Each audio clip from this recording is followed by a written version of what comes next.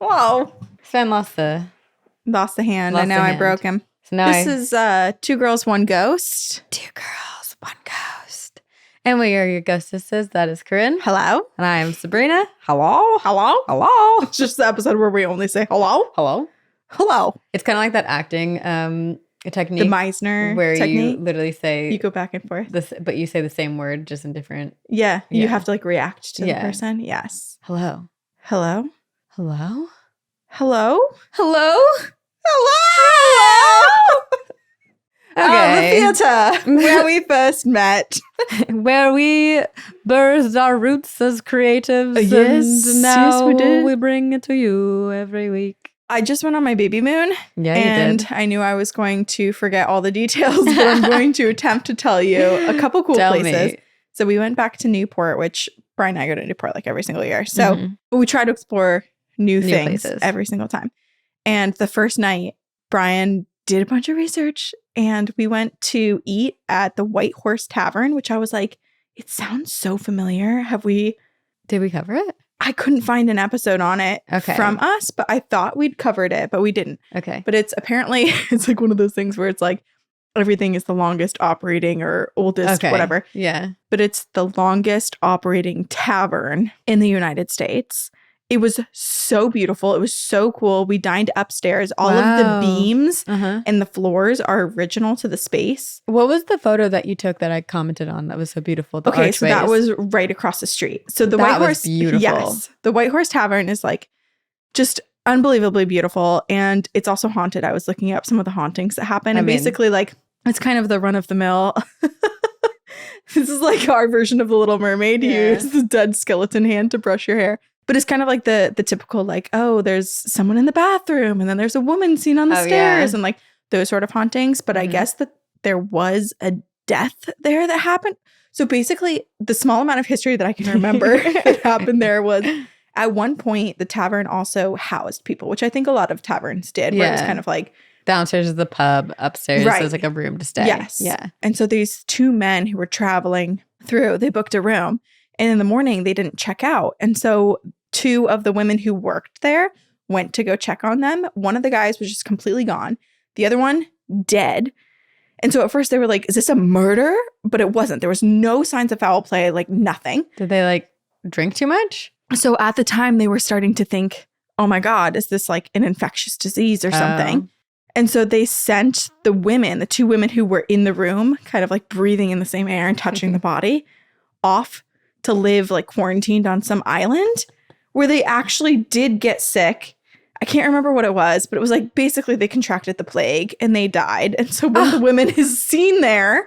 That's so sad. Horrific. Yeah. Okay. But then across the street is the Friends Meeting House. It is, I think it's the first like original meeting house ever in the US or Quaker something. Meeting house or like what's the Friends? Like Friends. It was like where Rachel and Ross. basically. And then they'd go get drunk at the pub next door at the tavern, the White Horse Tavern. And then across the street from that was the prison. So it's like you go with your friends, you go get drunk. You get too drunk, you get arrested. Spend the night in the jail. Yeah. Yeah. And so that was really cool. And then cool. we also went to the Breakers, which is one of the Vanderbilt houses. Yes. Those houses are beautiful. Oh my God. I took a million photos. It was so beautiful. Yeah. But I was most curious about the money because everything is so ornate. Yeah. And in my research, this is so just like atrocious how much they spent. But basically like in today's money, they spent over $200 million to construct it. And that wasn't their main house. Like, no, they had 3 homes. Yeah. Oh my God. There was like one in New York, one here, one somewhere else. I can't remember. It's like the Medici family, like that. It's stupid rich. Totally stupid rich. And this was their summer home. And Mr. Vanderbilt, he only got to spend 4 summers there because he had a second stroke, which killed him before he got to spend more time there. But, geez. Okay, well, one good thing about the house is that the servants' quarters were actually quite large in comparison to most other people. So they gave them a lot of space and a lot of room. That's nice. Yeah, in comparison to because the house is so freaking big that there is capability for that. Yeah. Yeah. It's basically like dorm rooms. Yeah. Like if you picture a college dorm, but like you would just get a single one. But they spent over $200 I'm going to just like make this up. They spent like $223 million to make it. It cost so much money to maintain the property that the heir of the property, their daughter, couldn't afford to maintain it. She had to sell it to the Historical like Preservation Society for $2 million. So they literally lost so much money on it. And but it was probably paid off, right? So like maintaining it costs a lot of money, but like she still pocketed a lot of money from selling that house. $2 million? In comparison, no, but she didn't have the $200 million. She didn't spend the $200 million in the first place. So she got to sell this house and have money. Maybe, but she did. It's kind of complicated. So like she did keep it up until I think when she was about to die. Like there was, she inherited a bunch of money and then she was spending a ton of money trying to keep it going. 20 years old. No, I think she was a lot older. But the Breakers, after seeing this like ornate, beautiful, like gorgeous Newport mansion side, just like extravagant palace. Yeah. When in my research, basically people were saying like the Breakers is the perfect example of when material wealth and greed goes wrong, where you spend so much to show how flashy you are that you actually put your family, which was the richest family in the world, or like in the US, not in the world, definitely not in the world, not with you like set them up for failure in the future. Yeah, it is crazy when you go to those houses. It's like no one needs a house that big. No, it's stupid big. There are all the it's a hotel. Also, there were these in all the bathrooms. I took so many pictures of the bathrooms because I was like, I need a bathroom renovation. Gold toilets. Basically. So they had these little tubs in every single bathroom, and Brian thought it was like a foot wash, because they didn't bathe every day. Yeah, was it mostly. Not a? And I thought it was a bidet. Bidet, yeah, that's what I was gonna say. It was for sitz baths. So basically, because I went up to a worker and I was like, "What are these little tubs?" So women.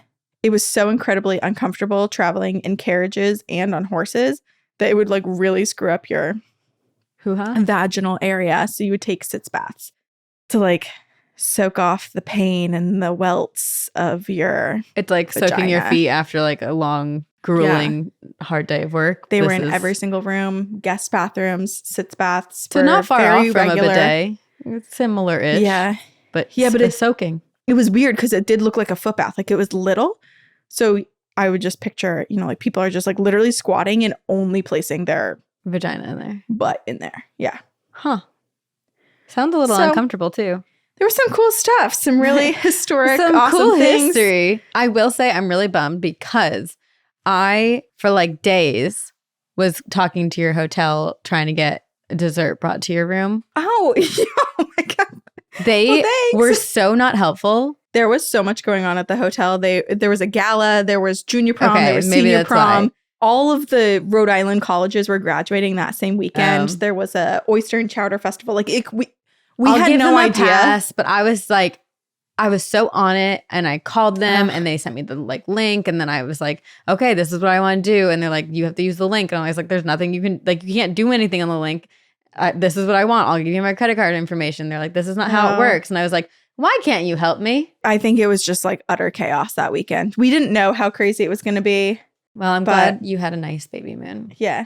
Thanks for the would-be dessert. It was the thought that counts. I had plenty of dessert. Don't worry. Good. I had a lot of lobster and seafood and good stuff. That's nice. But yeah, we had some hauntings. We went to, I think it was like the first synagogue in the U.S. We did a bunch of different. Brian's just the sweetest. He was like, "It's your baby moon." I was like, "It's our baby moon." Yeah. But because he was viewing it as my baby moon, since I'm the one carrying the child, he did a ton of research into historic and haunted places. And just like took me on a walking tour and told me everything about. Like he did the research and was telling me everything. Sweet.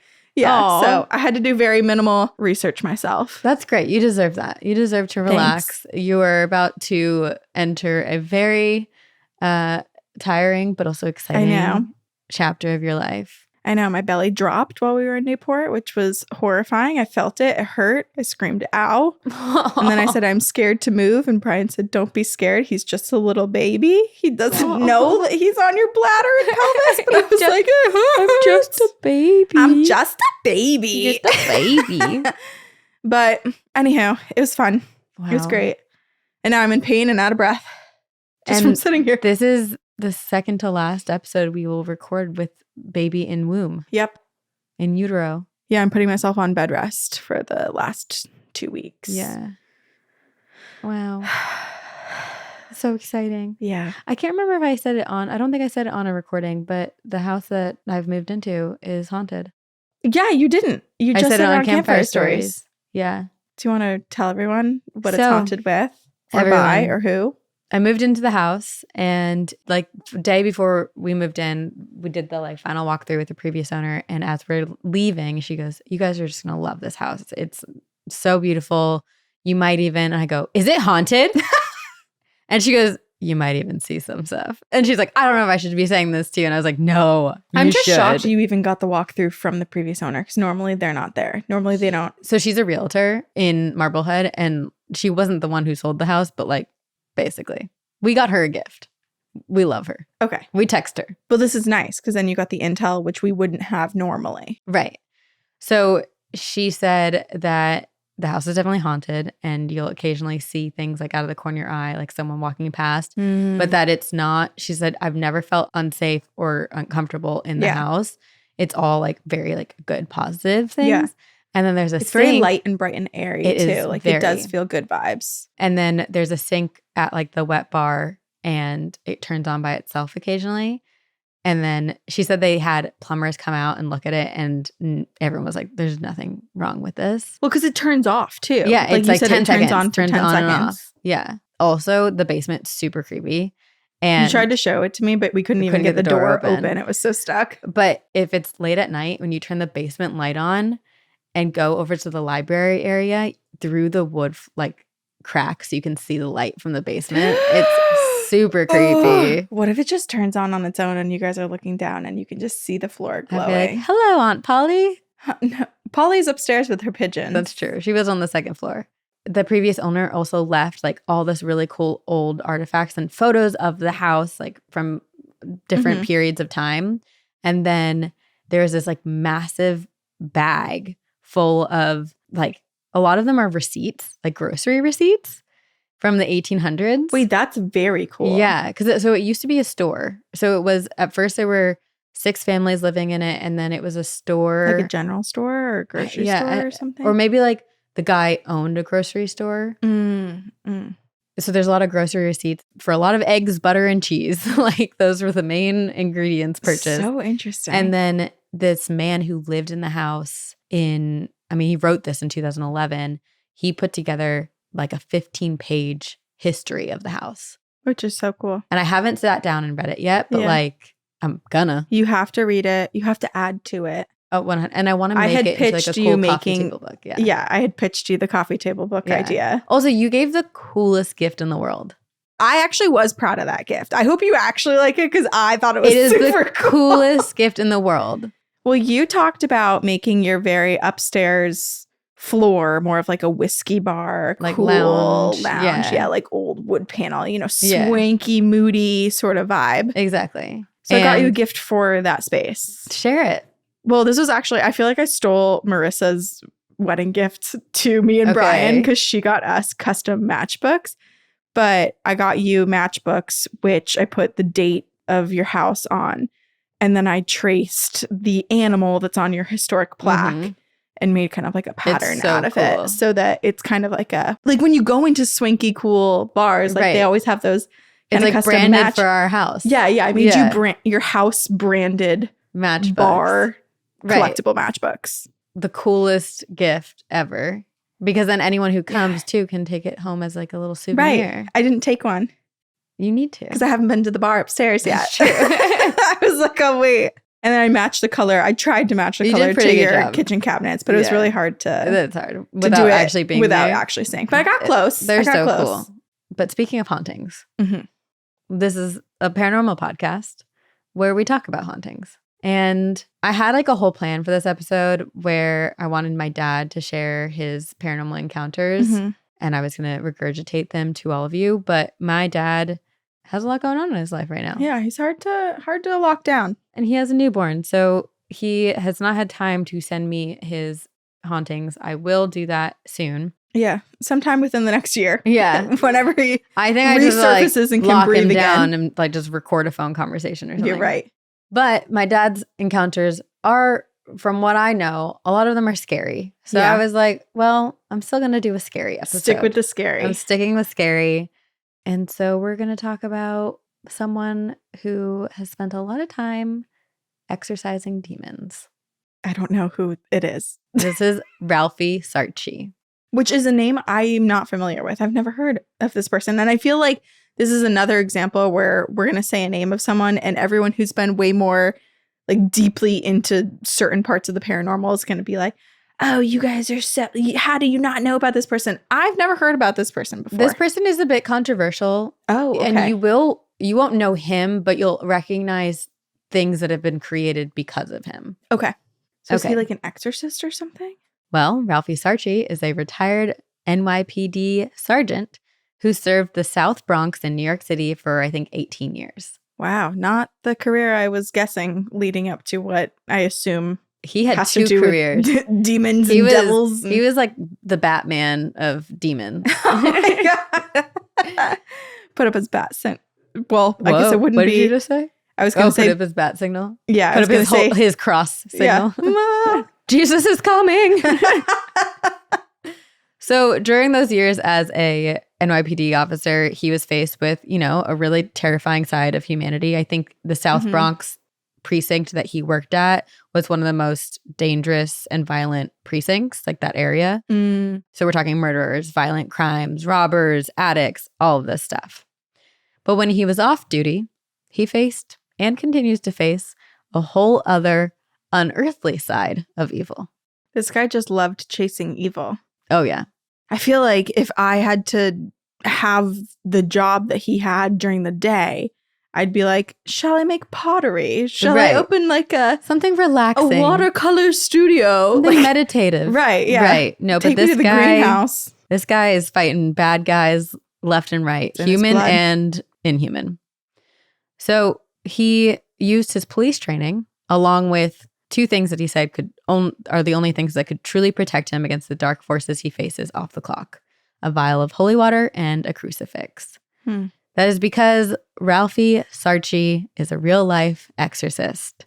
Wow. He's putting a lot of power into those two items, too. I feel like normally there's a little bit more of like an arsenal of... Yeah. I mean, so we'll get into the controversial side of things, but he is very devoutly religious. And so some of his opinions and hot takes on paranormal and possessions, I think you and I would have a different opinion of. Yeah. But there are a lot of similarities. And I think with any of this, and anyone who is practicing witchcraft, exorcism, you have to utilize the practice that you believe in and what works for you. So he had strong beliefs and opinions on it. Right. It's hard sometimes too, because you want to cover certain paranormal stories so badly, but sometimes the person who's delivering the information we don't agree with. But this guy is more of just like I'll just say it. Basically, he's like anyone who dabbles in the occult is opening themselves to possession. So it's like, it's that kind of controversy. Okay. Not really like it's not as like political. It's not as political. Or like maybe human rights and it's not really like death. I'm sure he probably has some opinions in that regard that we don't agree with, but mostly he's sticking to the spiritual realm, which we can all agree that we all believe in different things and no one really knows what's going on, and that's okay. So we can all believe what makes us feel good. Exactly. So Ralphie Sarchie was living a double life, saving the city from bad guys and demons alike. So today we're going to go on a ride along with Mr. Ralphie Sarchie. Get in the back seat of the cruiser. Yeah. And let's go catch some bad guys, aka demons. I wish he was an animatronic. Like he could move. Sven. Yeah. What if he had a little like sound effects board and just could press the buttons? What I was thinking. We need to go steal all those old animatronics from Chuck E. Cheese and put him in it. That would be horrifying. That was so scary. The curtain would open and then I don't even know what songs they would sing. No one wanted to go. Like, why was that a thing? I did love Chuck E. Cheese. Well, no, I love Chuck E. Cheese, but like no one was there for the weird for the monster dancing show. No, people were there for the pizza and the like games and right. Yes. Yeah, agreed. Okay, so on this ride along, we're going to take a look into the evil side that rampages the world, and specifically New York City. If you do recognize his name, it is because he is the real-life inspiration behind the film Deliver Us from Evil. I've never seen the movie. I don't know if you have. But Deliver Us from Evil was adapted from Ralphie's book called Beware the Night that he wrote based on his own experiences serving the New York greater area. Beware the night. Exorcising demons. I feel like that's a good title too. I'm surprised they didn't just use the same title. Yeah, I don't know. I like it. I think because it was very loosely inspired, like the character names, but it's not like they really ran with it. Yeah, they didn't. I'm pretty sure in the movie they didn't say based on a true story. It was like inspired by true events. Okay, so not an adaptation. Just read this, gave me some other ideas. Now we have this movie. Right. Well, he got paid for the adaptation. So yes, an adaptation, but like loose adaptation. Okay. Yeah. As some context, in the year 1990, there were 0 exorcisms authorized by the Catholic Church. 0 in 1990. So they were all illegally done? Or they were being done by like other practices. Like illegal exorcisms? Illegal exorcisms. Black market exorcisms. You wake up in a tub of ice. That's what. You Where just are got my organs? They've been exorcised. And then just 10 years later in 2000, there were 300 authorized exorcisms. And then that's quite the uptick. Right. And ever since then, there is said to be between 800 and 1,300 authorized exorcisms around the world. So there's definitely an increase. And Ralphie believes that this is because too many people are dabbling in the occult. It's interesting because this happened after the Satanic Panic. Right. You know, this is more modern day. Right. And yes, our population has increased exponentially, but like not at all to keep the percentages anywhere near the same as these numbers. Right. And I think also keep in mind Ralphie is coming from, he spends his days combating bad guys. Yeah. On like in New York City. And I think he very much, in order to like rationalize why there were so many bad people, I think he had to believe it was because there was an evil in the world, like demons who were afflicting humans to be evil. So exactly why Mexico had a countrywide exorcism. Exactly. Yes. And so like as someone and some people who would definitely qualify under Sarchie's standards as people who dabble in the occult. We're the witches. We are the witches. I would like to say I don't think that dabbling in all occult opens yourself up to possessions and therefore becoming possessed and needing an exorcism. I do, but also at the same time, there are dangers, as there are with not even dabbling in the occult. If you could just, you're open. The world is the world. If a demon wants to possess you, whether or not you're dabbling in the occult, they could come and get you. And I feel like people really loosely use occult or like have very specific ideas in mind when they talk 100%. About the occult. But it's like, okay, well, couldn't the same be said for most religions? Right. What do you consider what you're doing? How different is it here? Right. And like I feel like meditation and like spirituality, it is just a negative connotation. It's just a specific, doing code 0123 to like erase pain or whatever, like when you're under torture. It's all woo-woo. We're all woo-woo here. Yeah. Listen, it's just a matter of how you like categorize it in your brain. Either way, my hot take to respond to Ralphie's hot take is that it doesn't matter what you're doing. There is always a risk. There is always a % chance that you might find yourself housing a demon inside your flesh. Yeah. We're all exposed. We're all exposed. That could happen whether or not you consult a psychic, pull tarot cards, whatever the heck it is, boil children in the woods. It could happen. Or are the most devout Catholic. Yeah, truly. Honestly, you might be more likely. Hot take. I don't know. You talk about them more. That's true. Okay, so all that being said, Sarchie participated in and performed many exorcisms, and his encounters border horrifying and also life-altering. So grab your holy water, your crucifix, your crystals, but don't tell Sarchie, and your sage, and let's go on this ride along. Great. How did it start? Ralphie Sarchie was born in New York City on June 14th, 1962. Apparently, at just 10 months old, Ralphie contracted a severe illness that truly, like, nearly took his life. And his mom basically was like, there's nothing we can do. And my God. I pray to God, like it's in God's hands now. And he miraculously recovered. What was this illness? I don't know. I couldn't find, but it was truly like a miracle. They thought he was going to die. Yeah. And so his entire family was like, this was divine intervention. Mm-hmm. God saved him because he has a greater purpose on this earth. So he kind of grew up with this religious saving.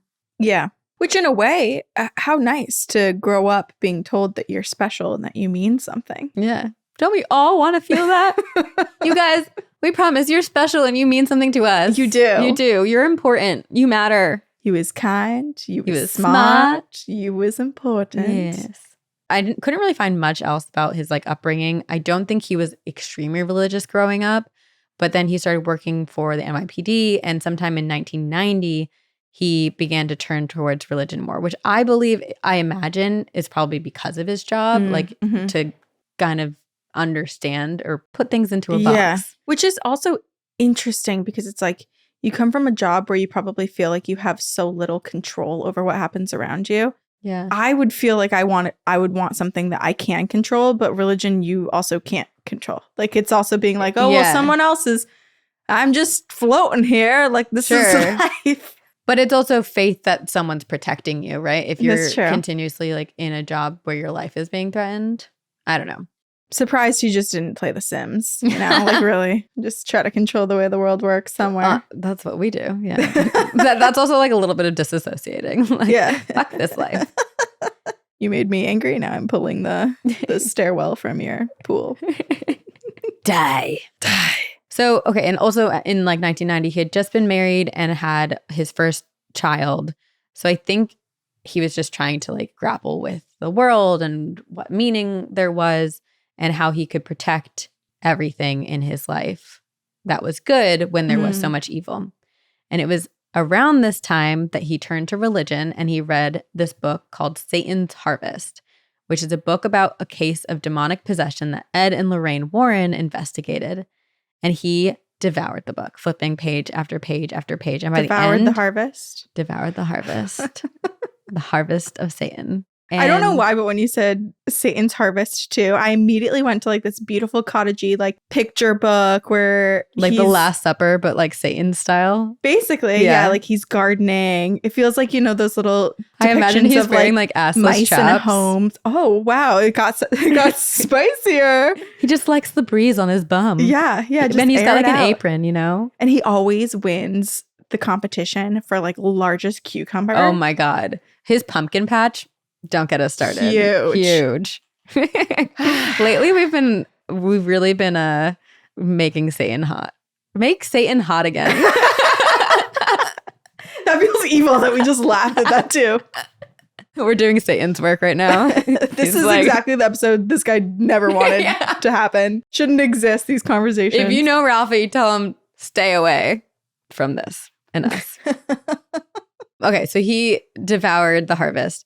And by the end of the book, he was like, I'm going to commit myself to performing God's work. And he became a demonologist.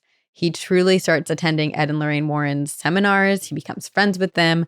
I think he went to like a couple cases with them and worked with them. Oh, yeah. That's cool. And then as he continued to work his day job in South Bronx, he consulted and befriended this man, Father Martin. And Father Martin was authorized to perform exorcisms through the Catholic Church. So Father Martin became his mentor, and with Father Martin, Ralphie participated in over 20 different exorcisms. Damn. And in the beginning, Ralphie was very much like observing, learning, watching, and he acted as the muscle. So he would go with Father Martin to these exorcisms and pulling people down from floating and trying to crawl on the ceiling. Physically restrain those who were possessed.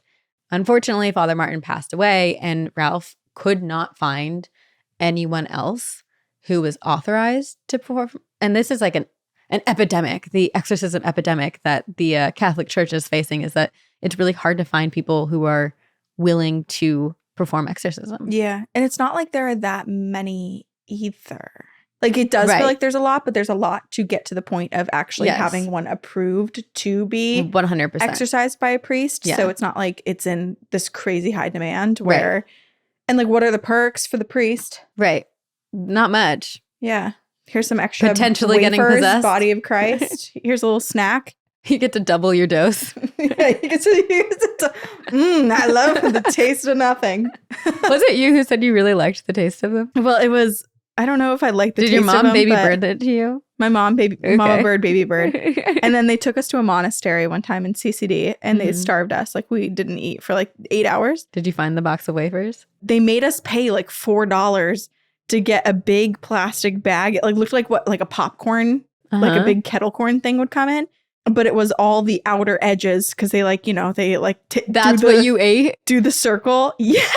Why does that feel sacrilegious? How we like sustains I life. feel like you're supposed to like dispose of that in like some like religious way. No, they made us pay them to like stay alive for a few more hours by eating like the remains of this like rice water wafer. Remains of the body. The body. The body of I mean, Christ. they weren't blessed, so I guess there was nothing. They were just at that point just deceased.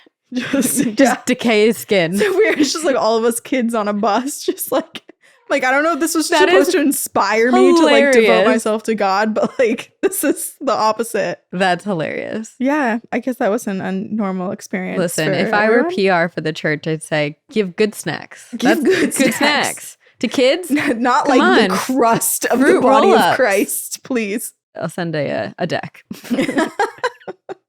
My parents wonder why I didn't ever want to go to church and why I like hated. They starved you. Like, how do you take this experience and everything? And if anyone knows Corinne, she needs a snack. I need a fucking snack. Don't get her angry. Or die. Possessed by hunger. The other day at a restaurant, right. It's in Newport, and I'm in the bathroom, and someone like, you know how some people just make small talk. Yeah. Someone comes and washes their hands. She's like, "Oh my God, I'm so full," and I go, "Me too. I'm so bloated." And I don't think she actually understood I was pregnant because she got really awkward and didn't say anything. I love that. Oh, man. Well, because it's also like one of those things where you're not supposed to assume. Right. And so she was just like, well, I don't know what I appreciate that she didn't say anything. Yeah. She was trying really hard to be societally correct. It was confusing enough. Yeah. Yeah. Okay, so Father Martin passed away and Ralph Sarchie was trying to find a new mentor or a priest to shadow and work with, but it was really, really difficult. So he went out on his own, becoming a demonologist vigilante. Wow. This is when he like starts to work with the Warrens more. And then his partner on the force, Joe, who's now passed away, he and Ralph together founded the New York City chapter of the New England Society for Psychic Research, which is the organization that the Warrens had originally. Yeah. Very cool. So Sarchie, in his book, wrote that he used his experience in interrogating killers and evil, violent humans to take on this new adversary, who he claimed was more sly and more seductive than any common crook he ever confronted. Demons. Lucifer? Lucy? So his book, Beware the Night, has a ton of his experiences and encounters with his exorcisms, but I'm going to share one story. Also, quick side note. Please. Or a side question. Okay. Did he have a family, a partner? Yeah, he was married and had a daughter. I think he has 2 daughters. Okay. And I will get to that in a little bit. Yeah, I was curious about their reactions and experiences having a dad or husband that does this sort of stuff. Wait, because his job as a cop is already like a risk. Yeah, doubling down on the scary. Yeah. On Halloween night in 1991, Sarchie faced one of the most harrowing possession cases to date. So it was late, Halloween night, and Sarchie's former partner, Joe Forrester, who was a polygraph examiner, received a phone call. This phone call was coming from Westchester, New York, and it was a priest, and he needed their help. He required assistance at the home of Dominic and Gabby Villanova. Stat. Gabby was possessed. So here's some background. Gabby and Dominic Villanova lived in Westchester County with their 5-year-old son and I couldn't find the exact date, but somewhere in her 20s, daughter. Life was very normal until one autumn day, Gabby was in her room and she saw a woman in a cloud of white smoke standing in the corner. She turns to her husband, Dominic, and is like, "Do you see that?" And Dominic's like, I don't see anything. Gabby turns back and the woman has now vanished. That's this weird. is an autumn day, and now we're in October, so this was recent. Yeah, so everything kind of happens in a couple month period. Wow. Yes. So it really escalates quick. This starts happening a couple of times, and every time it happens, Gabby's the only one who can see her. But then the spirit starts to communicate with Gabby, and eventually through Gabby. But at first, she tells Gabby her name is Virginia. Virginia tells Gabby that she had been murdered on the night of her wedding. And when she was found dead, her family and friends accused her fiancé of committing the murder.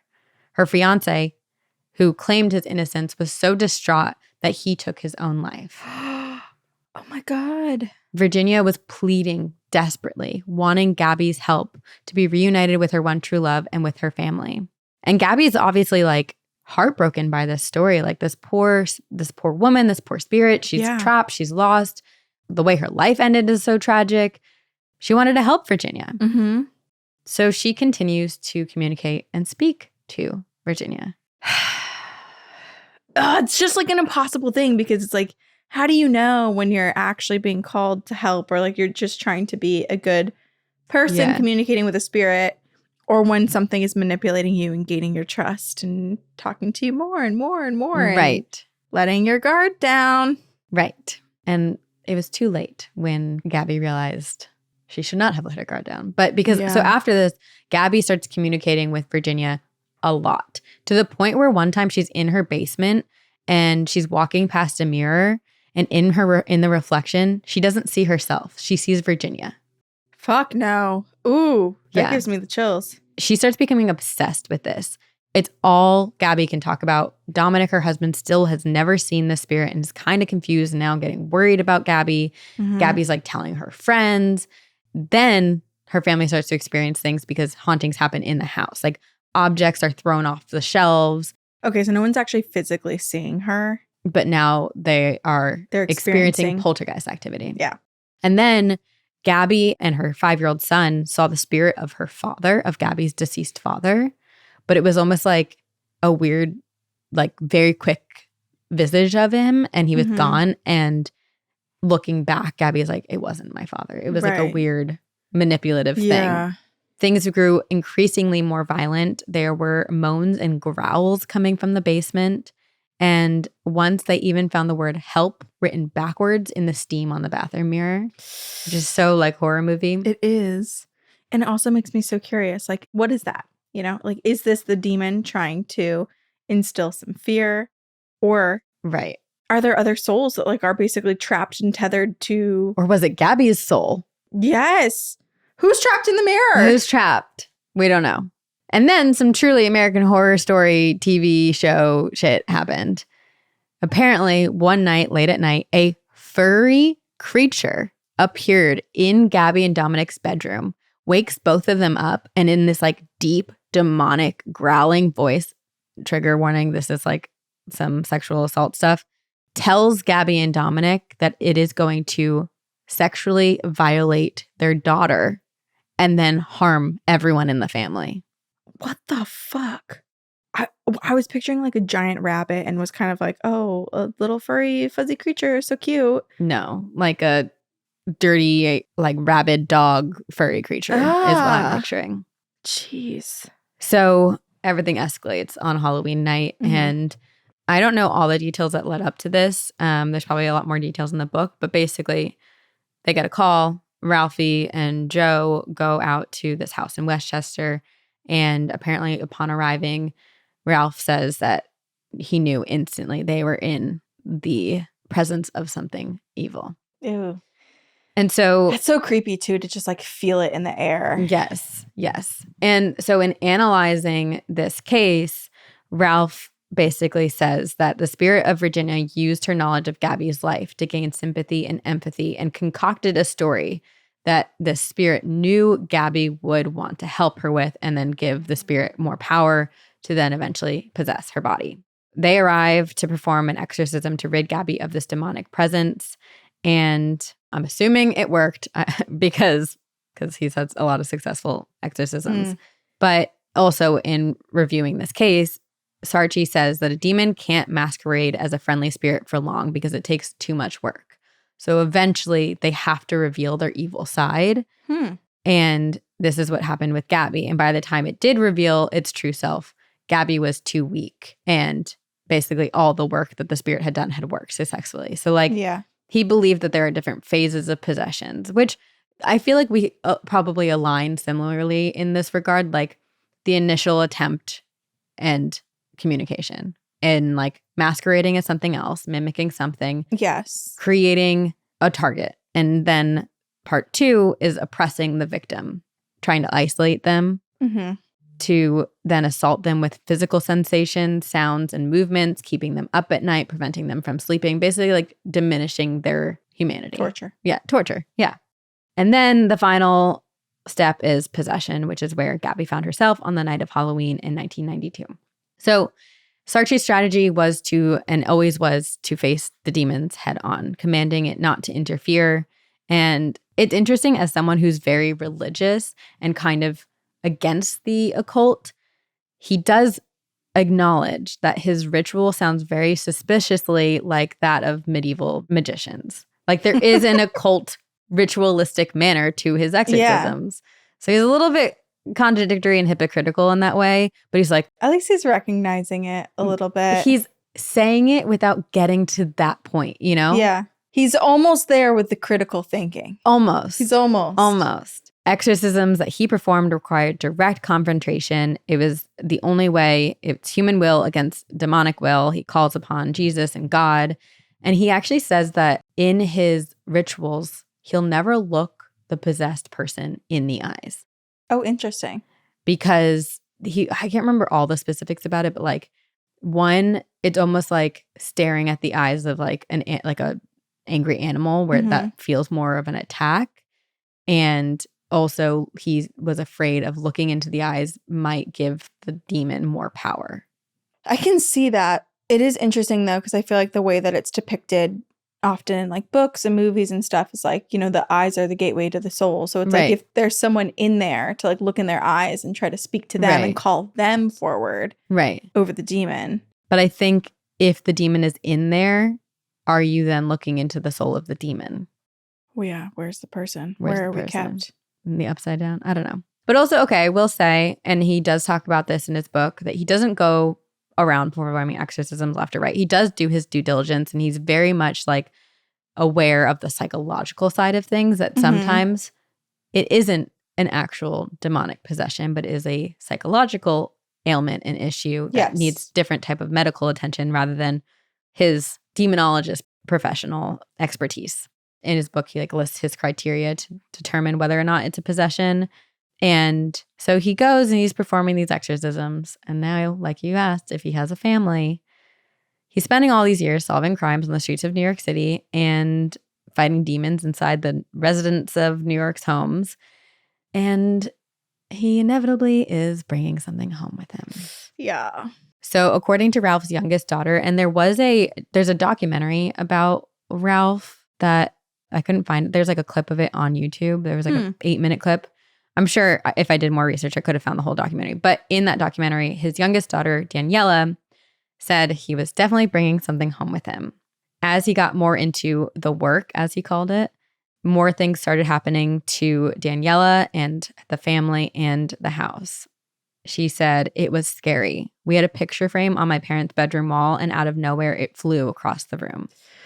Poltergeist activity. There you go. Yeah. It is also scary because it's like Ralph is getting more deeper and deeper into it. So how do you know that your dad is actually making the right choices and he's not starting to kind of like succumb to the energy and influence of the demons? Evil around him?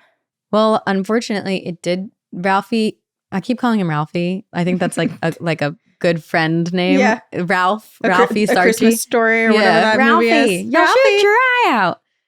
So he and his wife did end up getting divorced. And in his book, he says that while it wasn't all because of his work in exorcisms, he does believe that like his extracurricular work after hours impacted and drove apart the family a little bit. That's too bad. But he never once charged for his work, not 1 cent. He always did it for free. And despite being the recipient of a lot of criticism. Like a lot of people in the paranormal world were like, you never provided evidence, all of this stuff. And that's with anyone anyone who does paranormal work. The scientific community is like, I don't believe it. You've never given us enough evidence to actually prove that there's a possession.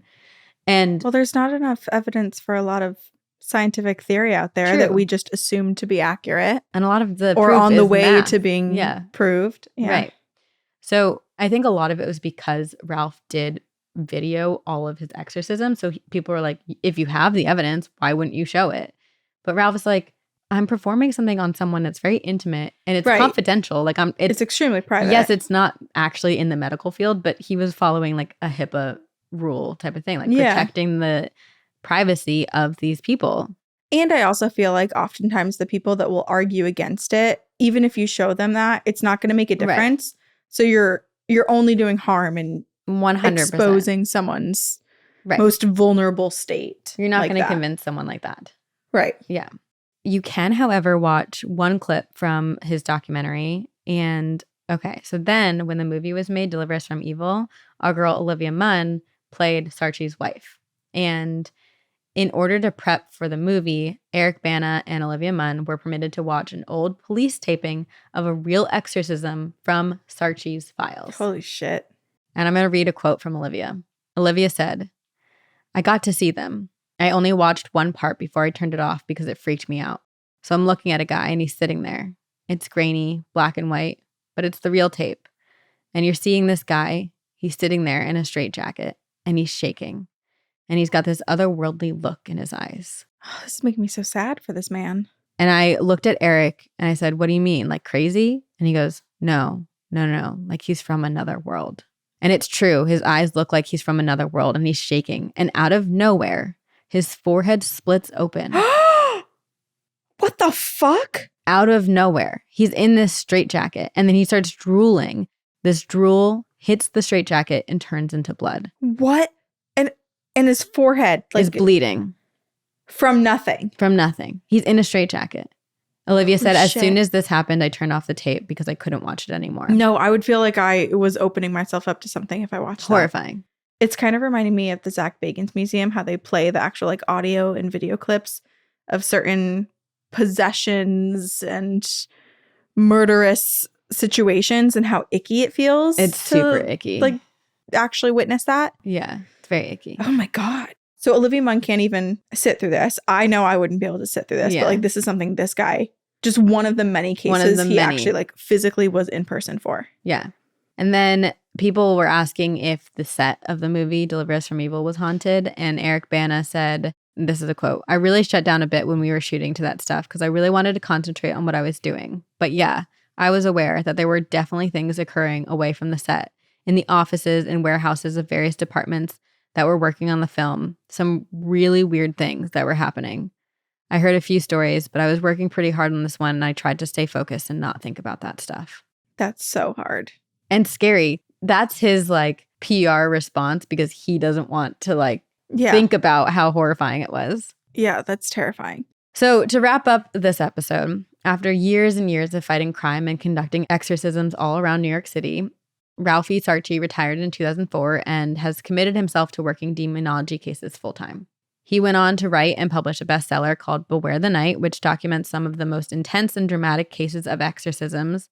I learned a lot about Ralphie Sarchie from this book called The Complete Book of Ghosts, written by Paul Rowland, that I think a listener gave to us. But Paul Rowland in the book is quoted saying, Beware the Night reads like a hard-boiled crime novel where demons are the bad guys. Oh my God. Yeah. But so Sarchie has also been criticized because as he has spent so much of his life working on these cases, he's very, very adamantly said speaking about these evil entities gives them more power. Which we've heard too, because it's like a little gossip. You know, they're hearing you say their name, they're hearing you talk about them, and they're like, "You talking about me? Oh, interesting. My ears are ringing. Who's calling for me? Were your ears ringing, demons? Satan? We were calling you hot." But hot then or not. Ralph goes on and writes his own book about the demons and his exorcist cases, and then sells the story to Hollywood, which is a bit contradictory. So I think a lot of people were like, "Which one is it, buddy?" I understand it being both though, because it's so convoluted. Because it's like the things exist. it's such a tough position because it's like you want to warn people about the things that exist in the world, but by warning people, you make people more aware of them, which can backfire. It can either help or backfire. And also, it's a risk you got to take, I guess. Clearly, this guy has lived a very fascinating life. He probably has so many crazy stories that selfishly, I'm glad he wrote this book because now we can share stories with you. Right. And also, like, yes, demons are scary and exorcisms and potential of being possessed is horrifying. And I don't wish it upon anyone. And I knock on freaking Sven's skull that never happens to us. But I fucking love those stories. They're so fun to read. They are. Especially because I feel like there's so many paranormal movies, which the paranormal scary movies are terrifying, right? Like there's so many, like The Omen, like there's just so many about like demons and something coming after you that sometimes it feels easy to just believe in it as like a movie trope. And this is a reminder that these are actual cases and like real things people live through that are inspiring writers to turn these things into movies. Based on real things. Exactly. Yes. And also it exists off the page. My biggest thing though is like when it comes to having someone be controversial or people like disagreeing with someone, like it is so easy to be controversial. We're all we all just are. One person has to disagree with you and call it controversial. One person has to have a different opinion in this controversy. But people are welcome and open to having their own opinions.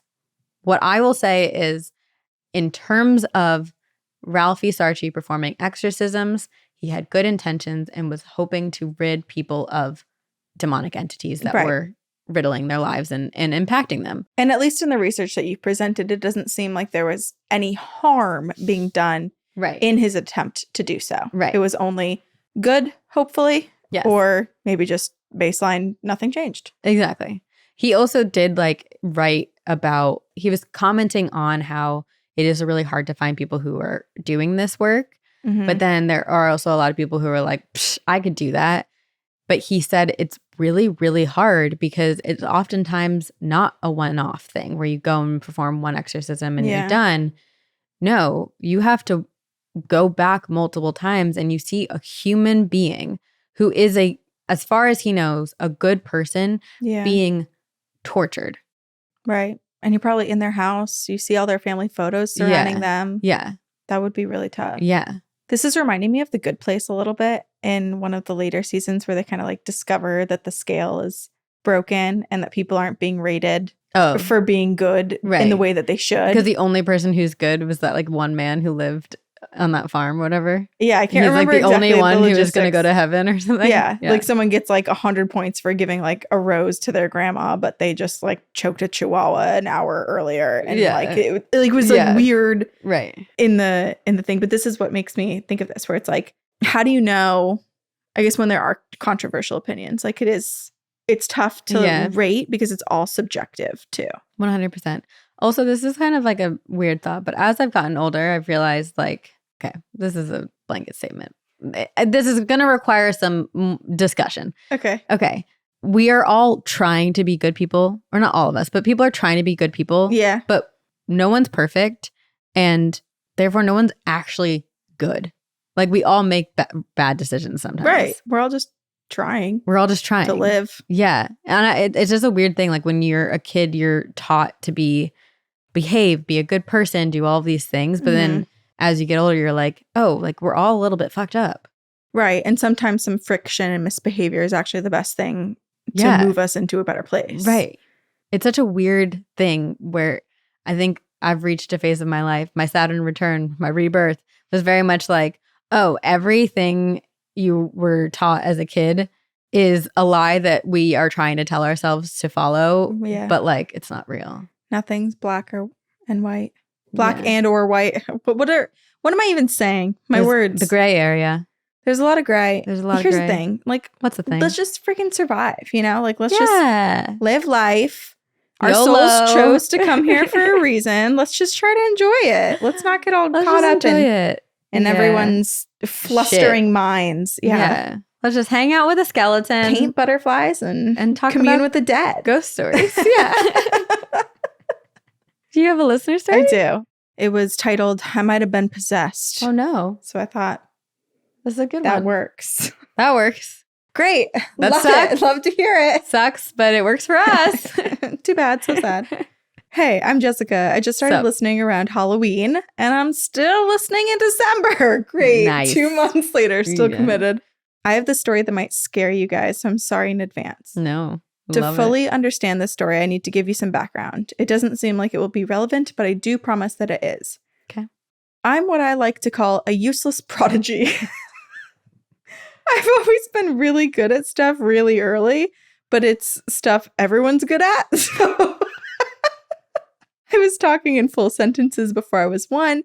I could read and write by 2. I literally don't remember ever learning. Little Matilda. I know.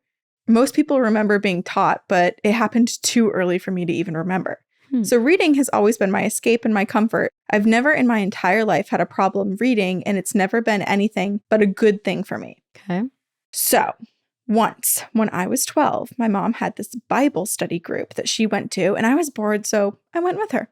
Okay. I was never really into that sort of thing, so it was kind of weird for me to go, and I can only assume I was just truly horrifically bored.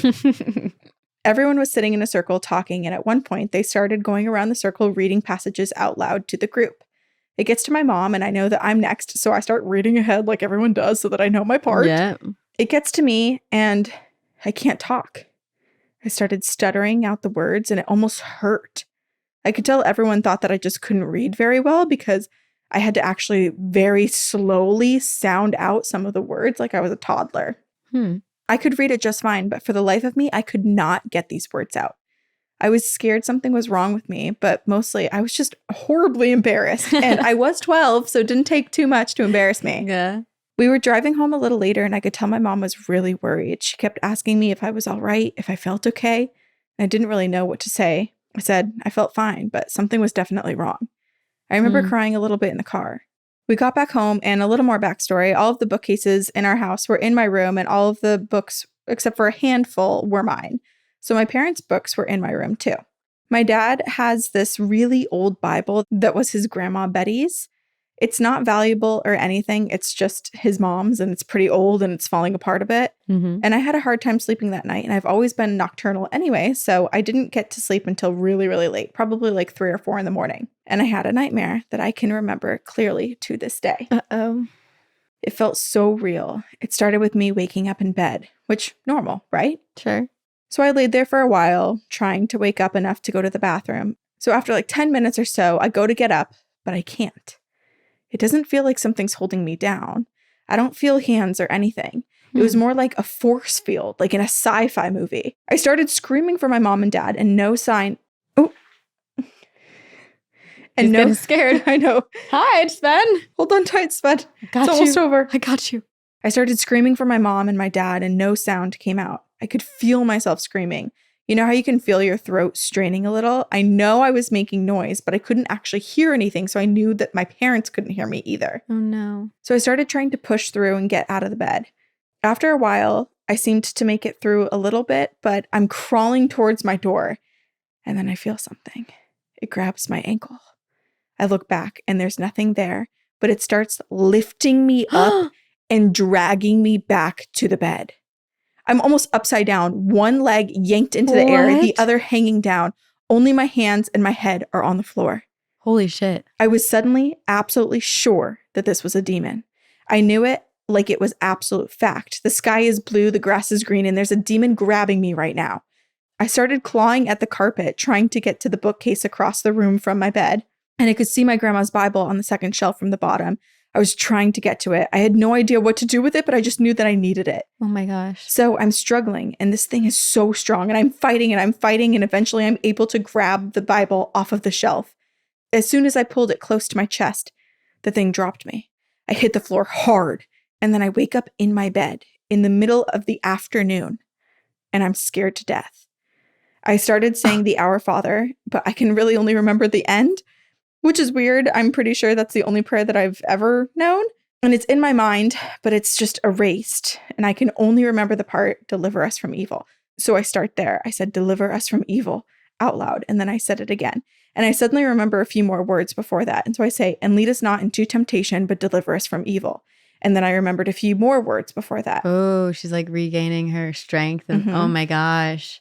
So it took a while, but eventually I worked through it from the end like that, bit by bit, until I could say the entire prayer. I eventually felt safe enough to leave my room, and I went into the living room and I asked my mom if she had heard me screaming, and she said she didn't. And I wasn't really surprised because I couldn't hear myself either, even though my throat was still hurting from trying to. If I hadn't woken up on my bed instead of on the floor, and if my grandma's Bible wasn't still on the bookcase, I never would have thought that maybe this was a dream. Sometimes I'm still not sure, even though all of the evidence points to it being a dream. I've never told this to anyone but my mom. My dad doesn't even know. I probably will never speak about it again, honestly. I'm not entirely sure why I'm telling you. We're glad you are. Nothing like that has ever happened again. And if I was possessed, then it really was the early stages, and I was really lucky that I went to Bible study with my mom. To this day, that was the only time I've ever had trouble reading or talking. Anyways, I hope you enjoyed this story. I really like your podcast, and I listen to it when I can't sleep. See you all on the other side. Jessica. We really like you, Jessica. Thank you for being here, and thank you for no longer being possessed. But I'm very confused because the possession began at the Bible study. That's what I was going to say. I'm like, I feel like it's happened because you went to Bible study. Yeah. I feel like it existed in a dreamlike state, but it actually happened. Whether it was to her physical body or her astral body, it actually happened. Well, and Jessica's throat hurt too. Yeah, it's real. It could have all fully happened. And even though the Bible's back on the shelf and Jessica was back in her bed, it doesn't mean anything because it could have been lost time. Like, right, we don't know how long. Blacked out from the trauma of it. Or could it just happen in a second and you feel like, I don't know, but this is or you beat the demon and the demon's like, oh, I guess I'll clean up. Yeah. God, okay, factory reset. Try again another time. But it does remind me of my friend Nikita, who thought she was having a nightmare. Being dragged across the carpet in her childhood home, walking down the hallway in the middle of the night, and then woke up and had rug burns all down her legs, which is how she knew it wasn't actually a dream. And this is how I feel about Jessica, whether it was kind of like you were saying, a dream, an astral state situation, or just truly physically happened. It doesn't matter because even if it did exist in a dream, I don't think it was a dream. It was a attack that just existed in the dream space, but still a demonic attack. A demonic attack, 100%. But fuck yeah, you beat that shit.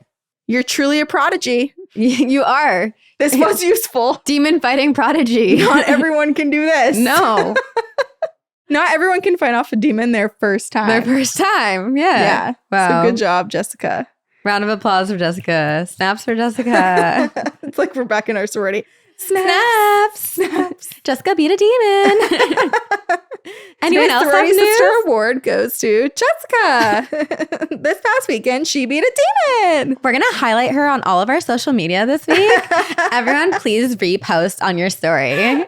Give our girl the recognition that she needs. The no red solo guns allowed. Well, please don't. We are sorority girls. I know. We are. We weren't that bad of sorority. We were sorority girls, but we weren't like. Well, our school didn't have sorority houses. Like, we didn't have the traditional like sorority life that I think exists in. Like, I do wonder, like, what if we went to like University of Alabama? What would that be like? We would not be here. I'd probably be deceased. I would be I'd probably a statistic somewhere. I'd probably dead on the floor. Yeah, same. Yeah. I was gonna say I had like 10 kids or something like that. It goes one way or the other. Yeah, but I don't think my alcohol tolerance or intolerance, I don't know what to call it. My alcohol intake, I don't think could have handled me going to a big school. I think I would have really suffered. And we wouldn't know each other. Unless you went to the same school. And we were in the same sorority. What happened? Where are we? Why do I really want to like... Looks great.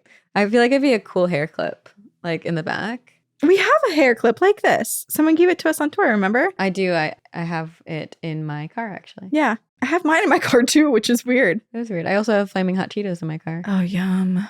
But they've been there for like 4 months, so... I don't care. Do you want them?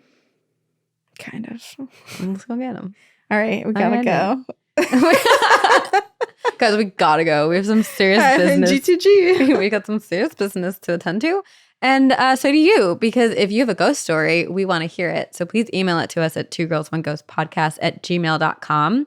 this October, this spooky season, we have so much in store for you. So please keep coming back. And I don't know, check out our YouTube. You can rate and review. You can tell everybody about us. So you can get lost in the sauce of the paranormal world. And shout out to a couple important people. One person being Jamie Ryan, who edits and produces this podcast. Shout out to Sven for being our team mascot. And shout out to all of you guys for coming back every single week and supporting us and for being truly the most haunted friend group we've ever had. Something really weird just happened to me when you said lost in the sauce. My whole body was like, take your shirt off. Whoa. Yeah, get wacky. And I don't know where that came from. Like, why? Why was that my instinct? I don't know. I was like, have I been Pavlov dog by someone I didn't know? I don't know. That's so bizarre. Like, that's a weird trigger. So watch our YouTube while we still have one before we're banned because Sabrina takes her shirt off. And if you see me on the street, say, hey, let's get lost in the sauce. All right, we love you. Love you. And we will see you on the other side.